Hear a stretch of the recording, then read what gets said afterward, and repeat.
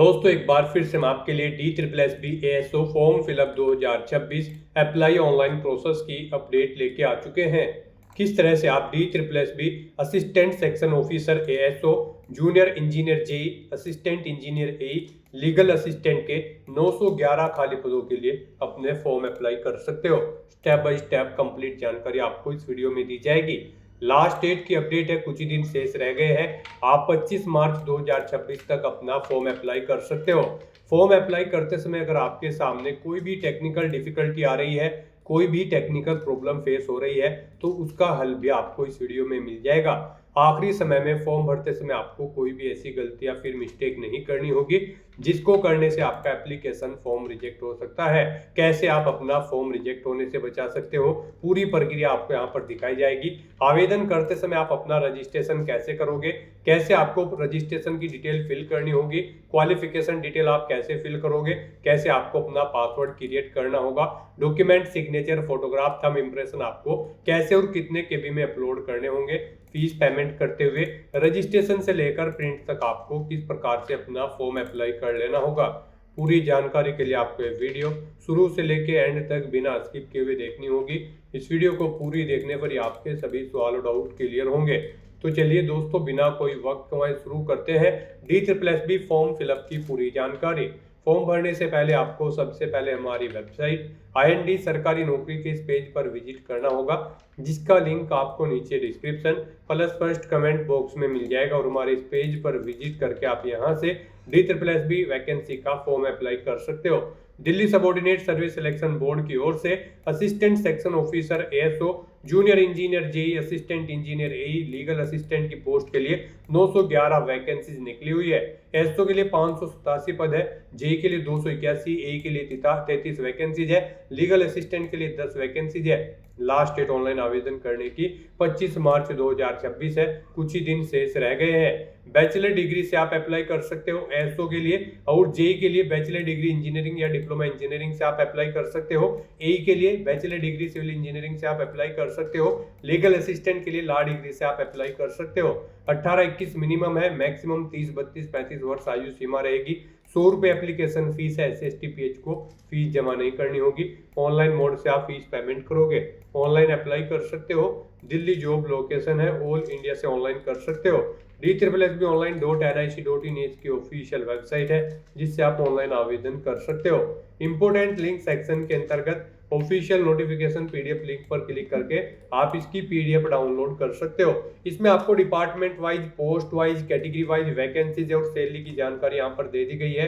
साथ ही साथ क्वालिफिकेशन की detail, age limit, age relaxation की इंफॉर्मेशन, फीस पेमेंट की जानकारी, एग्जामिनेशन पैटर्न, सिलेबस आपको टॉपिक वाइज, सब्जेक्ट वाइज पूरा डिटेल में प्रोवाइड करा दिया गया है। फॉर्म अप्लाई करने के लिए भी कुछ इंपॉर्टेंट गाइडलाइंस आपको यहाँ पर दे दी गई है, जैसे कि document, signature, photograph, thumb impression आपको कैसे कितने केबी में अपलोड करने होंगे, किन कारणों से आपका फॉर्म रिजेक्ट हो सकता है, पूरी प्रक्रिया आपको इस PDF में देखने को मिल जाएगी। तो ऑनलाइन आवेदन करने से पहले आपको ये ऑफिशियल एडवर्टाइजमेंट की PDF पूरा पढ़ना अनिवार्य है। इसको पूरा पढ़ने से ही आपके सभी सवाल और डाउट क्लियर होंगे। PDF रीड आउट करने के बाद में आपको अप्लाई ऑनलाइन के इस लिंक पर क्लिक करना होगा, तो आपके सामने ऑनलाइन आवेदन करने का ये ऑफिशियल पोर्टल ओपन हो जाएगा। गाइस, यहाँ पर अगर आपने पहले से रजिस्ट्रेशन कर रखा है तो आपको यहाँ पर क्लिक टू साइन इन की स्टेप पर क्लिक करना है। उसके बाद आपके सामने साइन इन का इंटरफेस ओपन हो जाएगा। अब यहाँ पर आपको अपनी डेट ऑफ बर्थ एंटर करनी है, पहले डे, फिर मंथ और फिर ईयर, DDMMYY फॉर्मेट में। उसके बाद आपको अपनी 10वीं क्लास का रोल नंबर एंटर करना है। फिर आपने अपनी 10वीं क्लास किस ईयर में पास आउट की है वो ईयर आपको सिलेक्ट करना है। उसके बाद यहाँ पर आपको अपना पासवर्ड एंटर करना है, ये कैप्चा कोड आपको यहाँ पर एंटर करना है। और उसके बाद गाइस फिर आपको साइन इन की स्टेप पर क्लिक करते हुए अपने डैशबोर्ड में साइन इन करके अपना फॉर्म अप्लाई कर लेना है। और अगर आप यहाँ पर इस पोर्टल के थ्रू किसी भी भर्ती के लिए फर्स्ट टाइम अप्लाई करने जा रहे हो तो सबसे पहले यहाँ पर आपको अपना रजिस्ट्रेशन करना होगा। उसके लिए यहाँ पर आपको क्लिक फॉर न्यू रजिस्ट्रेशन की टैब दी गई है, आप इस पर क्लिक करें, आपके सामने रजिस्ट्रेशन का फॉर्म ओपन होगा। गाइस, यहाँ पर अब आपको अपनी बेसिक इन्फॉर्मेशन प्रोवाइड कराते हुए अपना रजिस्ट्रेशन करना है। सबसे पहले यहाँ पर आपको अपना नाम एंटर करना है, उसे री एंटर करके कंफर्म कर लेना है। अपनी डेट ऑफ बर्थ 10वीं क्लास की मार्कशीट के अकॉर्डिंग आपको यहाँ पर सिलेक्ट करनी है, उसे एक बार फिर से सेलेक्ट करके कंफर्म कर लेना है। 10वीं क्लास का रोल नंबर यहाँ पर आपको देना है, उसे भी एक बार फिर से एंटर करके री एंटर करके आपको कंफर्म कर लेना है। पासिंग ईयर सेलेक्ट करना है 10वीं क्लास का, ये भी आपको 2 बार सेलेक्ट करना होगा। उसके बाद आपको अपना जेंडर यहाँ पर सिलेक्ट करना है, जेंडर भी आपको 2 बार सिलेक्ट करना है। फिर आपको आपकी नेशनलिटी यहाँ पर सिलेक्ट करनी है, अपने फादर का नाम यहाँ पर आपको देना है, उसे भी आपको 2 बार एंटर करना होगा। फिर यहाँ पर आपको अपनी मदर का नाम भी 2 बार एंटर कर देना है। अगर आप मैरिड हो तो अपने हस्बैंड या फिर वाइफ का नाम यहाँ पर आप एंटर करें, 2 बार यहाँ पर आपको एंटर करना होगा। मोस्टली यहाँ पर आपको सभी चीज़ें 2 बार एंटर करनी है कंफर्मेशन के लिए। तो उसके बाद आपको फिर यहाँ पर अपना मोबाइल नंबर एंटर करना है, उसे एक बार फिर से एंटर करना है। ईमेल आईडी भी आपको यहाँ पर 2 बार एंटर करनी होगी। फिर यहाँ पर आपको गेट ओटीपी के ऑप्शन पर क्लिक करना है। उसके बाद आपके मोबाइल और मोबाइल नंबर पर ओटीपी आएंगे, वो ओटीपी आपको यहाँ पर एंटर करके अपना मोबाइल नंबर और ईमेल आईडी को आपको वेरीफाई कर लेना है। उसके बाद यहाँ पर आपसे पूछा गया है कि यहाँ पर क्या आप अपना आधार कार्ड देना चाहते हैं आईडी प्रूफ के तौर पर। अगर चाहते हैं तो यस करें और फिर आप अपना आधार नंबर एंटर करें, उसे एक बार फिर से एंटर करके कंफर्म कर लें। और अगर आपके पास आधार कार्ड नहीं है तो यहाँ पर आप नो ऑप्शन सेलेक्ट करेंगे। फिर यहाँ पर कोई अन्य आईडी आप सिलेक्ट करेंगे, driving licence, PAN card, passport या फिर वोटर आईडी। और उसके बाद यहाँ पर आपको अपने आईडी का नंबर देना है, उसे एक बार फिर से यहाँ पर आपको री एंटर करना है। उस पर जो नाम अंकित है वो यहाँ पर आपको मेंशन करना है, उसे एक बार फिर से यहाँ पर आपको एंटर करना है। और फिर यहाँ पर आपको अपना आईडी प्रूफ अपलोड करना होगा। उसके लिए आपको चूज फाइल बटन पर क्लिक करना है, फाइल को सिलेक्ट करना है और अपना आईडी प्रूफ यहाँ पर आपको अपलोड कर देना है। यहाँ पर आपका आईडी प्रूफ जो होगा वो 15 KB से 60 KB के बीच में होना चाहिए। और उनकी हाइट यहाँ पर अगर आप पैन कार्ड या फिर ड्राइविंग लाइसेंस अपलोड करते हैं तो 300 × 200 पिक्सल विड्थ और हाइट होनी चाहिए। वोटर आईडी कार्ड के लिए 200 × 300 विड्थ हाइट होनी चाहिए। और पासपोर्ट के लिए 450 × 300 विड्थ हाइट यहाँ पर आपकी होनी चाहिए। जेपीईजी या फिर जेपीजी फॉर्मेट में आपका ये डॉक्यूमेंट होना चाहिए। उसके बाद यहाँ पर आपको अपना पासवर्ड क्रिएट करना है।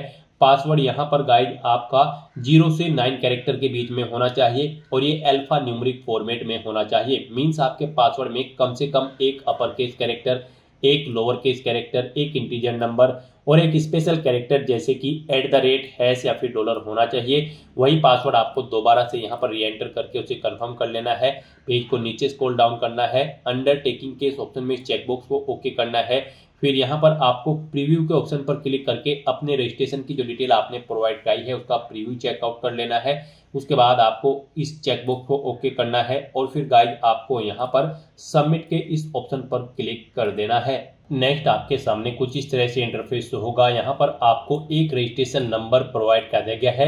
ये रजिस्ट्रेशन नंबर आपके रजिस्टर्ड मोबाइल नंबर और ईमेल आईडी पर भी सबमिट कर दिया गया है। आपको इसे केयरफुली नोट डाउन करके रख लेना है फ्यूचर यूज के लिए। यहाँ पर इस रजिस्ट्रेशन नंबर में आपकी डेट ऑफ बर्थ है, रोल नंबर है 10वीं का और पासिंग ईयर है 10वीं का। तो यहाँ पर आपको इस नंबर को केयरफुली नोट डाउन करके रख लेना है। और यहाँ पर गाइड अब आपको प्रोसीड के इस ऑप्शन पर क्लिक करना है। नेक्स्ट आपके सामने कुछ इस तरह से इंटरफेस ओपन होगा।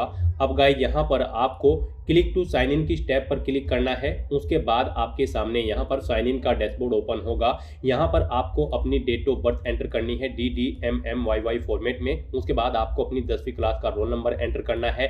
10वीं क्लास आपने कब पास आउट की है वो ईयर आपको सिलेक्ट कर लेना है। फिर यहाँ पर आपको अपना पासवर्ड एंटर करना है, जो पासवर्ड आपने क्रिएट किया है। ये कैप्चा कोड आपको यहाँ पर एंटर करना है। और उसके बाद गाइड आपको साइन इन के इस ऑप्शन पर क्लिक करके अपने डैशबोर्ड में साइन इन कर लेना है। लॉग इन करने के बाद आपके सामने आपका डैशबोर्ड कुछ इस तरह से शो होगा। अब यहाँ पर आपको आपके रजिस्ट्रेशन की डिटेल शो कर दी गई है। इनमें अगर आप कुछ मॉडिफाई करना चाहते हैं तो आप मॉडिफाई कर सकते हैं। और यहाँ पर अब आपको DSSS की भर्ती पर अप्लाई करने के लिए अप्लाई फॉर न्यू एप्लीकेशन के इस टैब पर क्लिक करना है। फिर यहाँ पर DSSS के पोर्टल पर करंट में जो भी भर्तियां चल रही हैं उन सभी की लिस्ट यहाँ पर आपको शो कर दी गई है। यहाँ पर फिलहाल legal assistant, assistant engineer civil, junior engineer civil और यहाँ पर असिस्टेंट सेक्शन ऑफिसर की पोस्ट के लिए भर्ती निकली हुई है। यहाँ पर आप 25 मार्च 2026 तक अपने फॉर्म अप्लाई कर सकते हो। तो यहाँ पर आप जिस भी पोस्ट के लिए अप्लाई करना चाहते हैं उसके सामने आपको यहाँ पर अप्लाई की टैब दी गई है। आप अप्लाई नाउ के ऑप्शन पर क्लिक करते हुए आप जिस भी पोस्ट के लिए अप्लाई करना चाहते हैं अप्लाई कर सकते हैं। अप्लाई नाउ के ऑप्शन पर क्लिक करते ही यहाँ पर आपका फॉर्म स्टार्ट हो जाएगा। आप जिस भी पोस्ट के लिए अप्लाई करना चाहते हैं यहाँ पर आपको आपकी कुछ पर्सनल डिटेल ऑटोमेटिकली फिर मिलेगी जो आपने रजिस्ट्रेशन टाइम पे प्रोवाइड कराई थी। आपको इन्हें चेकआउट करना है और उसके बाद यहाँ पर आपको अपना प्रेजेंट एड्रेस एंटर करना है। यहाँ पर आप पिन कोड के साथ अपना प्रेजेंट एड्रेस एंटर करें। उसके बाद आप अपना परमानेंट एड्रेस यहाँ पर एंटर करें और अगर आपका परमानेंट एड्रेस आपके प्रेजेंट एड्रेस के अकॉर्डिंग सेम है तो आप यहाँ पर इफ सेम चेक आप इस चेकबॉक्स को ओके कर देंगे, ऑटोमेटिकली आपका परमानेंट एड्रेस आपके प्रेजेंट एड्रेस के अकॉर्डिंग यहाँ पर फिल हो जाएगा। उसके बाद यहाँ पर आपको अपनी कैटेगरी सिलेक्ट करनी है, आप जिस कैटेगरी से बिलोंग करते हैं। अगर आप रिजर्व कैटेगरी से बिलोंग करते हैं तो यहाँ पर आपको अपना कास्ट सर्टिफिकेट नंबर देना है, किस डेट को इशू हुआ है वो डेट आपको सिलेक्ट करनी है, किस स्टेट का यहाँ पर आपको कास्ट सर्टिफिकेट इशू हुआ है वो स्टेट आपको सेलेक्ट कर लेना है और फिर यहाँ पर आपको अथॉरिटी का नाम देना है जिसने आपको यहाँ पर आपका कास्ट सर्टिफिकेट इशू कराया है, जैसे कि पटवारी, तहसीलदार या फिर कानूगो जिसने भी कराया है। उसके बाद अगर आप इनमें से किसी भी सब कैटेगरी के अंतर्गत आते हैं तो इनके सामने आप चेकबॉक्स को ओके कर देंगे, अदरवाइज आप इन्हें अनचेक रहने देंगे। उसके बाद आपसे पूछा गया है कि क्या आपको कभी किसी बोर्ड या फिर एजेंसी के एग्जाम में बैठने से रोका गया है। अगर रोका गया है तो आप यस करेंगे, नहीं तो नो ऑप्शन सेलेक्ट करेंगे। फिर आपको यहाँ पर इस चेकबॉक्स को ओके करना है और उसके बाद गाइड सेव एंड नेक्स्ट के इस ऑप्शन पर क्लिक करना है। नेक्स्ट यहाँ पर आपको अपना post card size photo, signature और थंब इंप्रेशन अपलोड करने हैं। यहाँ पर आपका जो पोस्ट कार्ड फोटो होगा उसकी जो विड्थ है वो 480 पिक्सल होनी चाहिए, हाइट 672 पिक्सल और जेपीजी या फिर जेपीजी फॉर्मेट में होना चाहिए, 300 केबी से कम उसका साइज होना चाहिए। तो अपना पोस्ट कार्ड फोटो अपलोड करने के लिए आपको यहाँ पर चूज फाइल के ऑप्शन पर क्लिक करना है, फाइल को सिलेक्ट कर लेना है और अपलोड के इस ऑप्शन पर क्लिक करते हुए आपको अपना फोटो यहाँ पर अपलोड कर देना है। उसके बाद यहाँ पर आपको अपने सिग्नेचर अपलोड करने हैं। इनके लिए भी आपको गाइडलाइन दी गई है। सिग्नेचर की विड्थ 140 पिक्सल, हाइट 110 पिक्सल होनी चाहिए, 40 केबी से कम उसका साइज होना चाहिए, जेपीजी फॉर्मेट में होने चाहिए। फिर आपको अपना लेफ्ट थंब इंप्रेशन यहाँ पर अपलोड करना है, 110 पिक्सल उसकी width, height 140 pixel, JPG format और 40 केबी मैक्सिमम साइज रहेगा। फिर आपको यहाँ पर अपना राइट थंब इंप्रेशन भी ऐसे ही अपलोड कर देना है इसी गाइडलाइन के साथ। 110 पिक्सल उसकी हाइट रहेगी, विड्थ रहेगी और हाइट 140 पिक्सल, फॉर्मेट जेपीजी रहेगा और 40 केबी से कम उसका साइज होना चाहिए। तो अपने इन डॉक्यूमेंट्स को भी अपलोड करने के लिए आपको चूज फाइल के ऑप्शन पर क्लिक करना है, फाइल को सिलेक्ट कर लेना है और अपलोड के इन ऑप्शन पर क्लिक करते हुए आपको 1 बाय 1 करके अपने इन सभी डॉक्यूमेंट्स को यहाँ पर दी गई गाइडलाइंस के अकॉर्डिंग अपलोड कर देना है। गाइड यहाँ पर अगर आपका फोटो, सिग्नेचर या फिर थंब इंप्रेशन छोटे या बड़े हैं तो आप उनका साइज सेट कर सकते हैं। उनके लिए आपको यहाँ पर गूगल पर जाना है, इमेज रिसाइजर टाइप करना है। मल्टीपल ऑनलाइन वेबसाइट ओपन होंगी, किसी भी वेबसाइट को ओपन करें और यहाँ पर आप जिस भी डॉक्यूमेंट का साइज आप दी गई गाइडलाइंस के अकॉर्डिंग सेट करना चाहते हैं उसे आप सेट कर सकते हैं और वहां से फिर इमेज डाउनलोड करके आप यहाँ पर अपलोड कर सकते हैं। इस तरह से अपने सभी डॉक्यूमेंट यहाँ पर अपलोड करने के बाद गाइड फिर आपको यहाँ पर नेक्स्ट के इस ऑप्शन पर क्लिक करना है। नेक्स्ट यहाँ पर आपको अपना डिपार्टमेंट सेलेक्ट करना है। आप जिस डिपार्टमेंट के लिए अप्लाई करना चाहते हैं, यहाँ पर आप जिस भी पोस्ट के लिए अप्लाई कर रहे हैं वो पोस्ट यहाँ पर जिस जिस डिपार्टमेंट के अंतर्गत निकली होगी वो डिपार्टमेंट यहाँ पर आपको शो कर दिए गए हैं। आप इनमें जिस डिपार्टमेंट के लिए अप्लाई करना चाहते हैं उसके सामने चेकबॉक्स को ओके करें और फिर गाइड सेव एंड नेक्स्ट के ऑप्शन पर क्लिक कर दें।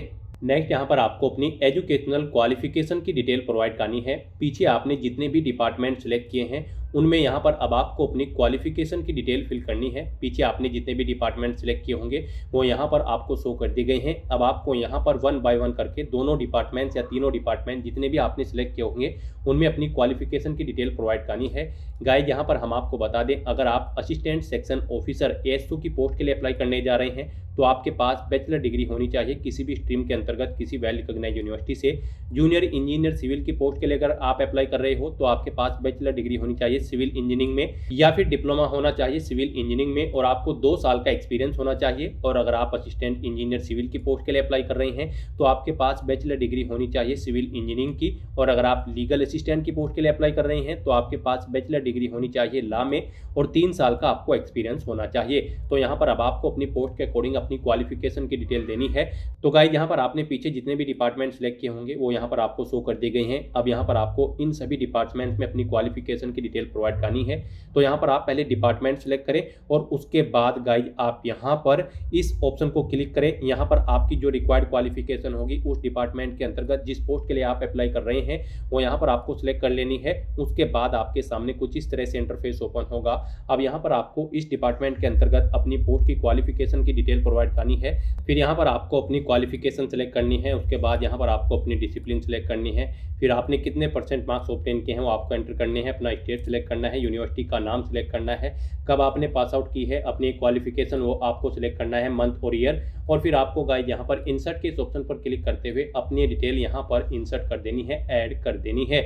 इस तरह से यहाँ पर आपकी क्वालिफिकेशन ऐड हो जाएगी। इंसर्ट करने के बाद फिर आपको गाइस यहाँ पर do you want to finally save के इस ऑप्शन पर क्लिक करना है, अपनी क्वालिफिकेशन की डिटेल को आपको सेव कर देना है। और फिर यहाँ पर आपसे पूछा गया कि क्या आपको कंप्यूटर की बेसिक नॉलेज है, अगर है तो यहाँ पर आपको प्रीफरेंस दिया जाएगा। यहाँ पर आप येस या नो अपने अकॉर्डिंग ऑप्शन सेलेक्ट करेंगे, और फिर यहाँ पर आपको जो कंप्यूटर की नॉलेज है उसके लिए भी आपको यहाँ पर do you want to finally save के इस ऑप्शन पर क्लिक करके अपनी डिटेल भी आपको सेव कर देनी है। और गाइस यहाँ पर अब आपको अगर आपने दूसरी भी यहाँ पर डिपार्टमेंट सेलेक्ट कर रखी है तो उसमें भी अपनी क्वालिफिकेशन की डिटेल देनी होगी। यहाँ पर अब आप अपना दूसरा डिपार्टमेंट सेलेक्ट करें। अगर आपने नहीं कर रखे हैं 2 डिपार्टमेंट सेलेक्ट तो फिर यहाँ पर आपको एक ही डिपार्टमेंट की डिटेल प्रोवाइड करनी है और नेक्स्ट करना है फाइनली सेव करते हुए। तो यहाँ पर अब आप अपना दूसरा डिपार्टमेंट सेलेक्ट करेंगे। अगर आपने 2 डिपार्टमेंट यहाँ पर सेलेक्ट किए हैं या फिर 3 किए हैं तो आपको यहाँ पर 1 बाय 1 करके सभी डिपार्टमेंट सेलेक्ट करते हुए उसमें आपको अपनी क्वालिफिकेशन की डिटेल ऐड करनी है। तो यहाँ पर अब आप अपना दूसरा डिपार्टमेंट सेलेक्ट करें, और फिर यहाँ पर आप bachelor degree from a recognised university, यहाँ पर आपके इस डिपार्टमेंट में भी इस पोस्ट पर अप्लाई करने के लिए जो भी रिक्वायर्ड क्वालिफिकेशन होगी वो आपको शो कर दी जाएगी। आप इस चेकबॉक्स को ओके करेंगे और यहाँ पर भी आप अपनी क्वालिफिकेशन की डिटेल देंगे। यहाँ पर भी सबसे पहले आपको अपनी क्वालिफिकेशन सेलेक्ट करनी है, डिसिप्लिन सेलेक्ट करनी है, परसेंटेज देनी है, अपनी कितने % मार्क्स आपने ऑब्टेन किए हैं, स्टेट आपको अपना सेलेक्ट कर लेना है, फिर आपको बोर्ड या यूनिवर्सिटी का नाम सेलेक्ट कर लेना है अपनी स्टेट के अकॉर्डिंग। उसके बाद यहाँ पर आपको पासिंग मंथ और ईयर सेलेक्ट करने हैं, और फिर गाइज आपको यहाँ पर इंसर्ट के इस ऑप्शन पर क्लिक करते हुए अपनी ये क्वालिफिकेशन की डिटेल भी यहाँ पर इंसर्ट कर देनी है, ऐड कर देनी है। फिर आपको यहाँ पर do you want to finally save के इस ऑप्शन पर क्लिक करना है, और फिर गाइज आपको नेक्स्ट के इस ऑप्शन पर क्लिक करना है। नेक्स्ट यहाँ पर आपको आपके एप्लीकेशन फॉर्म का पूरा प्रीव्यू शो कर दिया गया है। आपको सभी डिटेल्स केयरफुली चेकआउट करनी है, इस पेज को नीचे स्क्रॉल डाउन करना है। यहाँ पर अगर कोई मिस्टेक है तो आप edit personal detail, edit photo signature, LTI and RTI, edit qualification and experience के इन ऑप्शन पर क्लिक करके आप पर्टिकुलर सेक्शन में एडिट कर सकते हैं और अपनी डिटेल्स ओके कर सकते हैं। और अगर यहाँ पर कोई मिस्टेक नहीं है तो बस गाइड अब आपको यहाँ पर डिक्लेरेशन में चेकबॉक्स को ओके करना है और इस चेकबॉक्स को भी ओके करना है, और फिर आपको यहाँ पर सबमिट फाइनल एप्लीकेशन के इस ऑप्शन पर क्लिक कर देना है। इस तरह से यहाँ पर आपका एप्लीकेशन फॉर्म सक्सेसफुली सबमिट हो जाएगा अगर आप रिजर्व कैटेगरी से बिलोंग करते हैं। और अगर आप अनरिजर्व कैटेगरी से बिलोंग करते हैं तो फिर यहाँ पर आपको पहले 100 रुपये एप्लीकेशन फीस के रूप में जमा कराने होंगे, जो कि आप debit card, credit card, net banking या फिर UPI के माध्यम से जमा करा सकते हो। यहाँ पर आपका फॉर्म सबमिट हो जाएगा अगर आप रिजर्व कैटेगरी से बिलोंग करते हो। फिर आपको यहाँ पर स्टेटस के इस ऑप्शन पर क्लिक करना है। उसके बाद यहाँ पर आपको पोस्ट सेलेक्ट करनी है जिस पोस्ट के लिए आपने अप्लाई किया है, और उसके बाद यहाँ पर आपको सबमिट के इस ऑप्शन पर क्लिक करते हुए अपने एप्लीकेशन फॉर्म का स्टेटस चेकआउट कर लेना है कि यहाँ पर आपका फॉर्म सक्सेसफुली सबमिट हो चुका है या फिर नहीं। और फिर गाइड आप यहाँ पर ऐसे ही प्रिंट के इस ऑप्शन पर क्लिक करके, प्रिंट एप्लीकेशन के इस ऑप्शन पर क्लिक करके अपने एप्लीकेशन फॉर्म का एक हार्ड कॉपी प्रिंट आउट ले सकते हो फ्यूचर यूज के लिए, फ्यूचर रेफरेंस के लिए। तो दोस्तों ऐसे आप DSSB की इस भर्ती के लिए अपने फॉर्म अप्लाई कर सकते हो बिना कोई मिस्टेक किए हुए। आज की इस वीडियो में बस इतना ही। आई होप ये वीडियो आपको पसंद आई होगी। अगर पसंद आई हो तो इसे लाइक और शेयर करें, चैनल पर नए हो तो इसे सब्सक्राइब कर लें। Thanks for watching.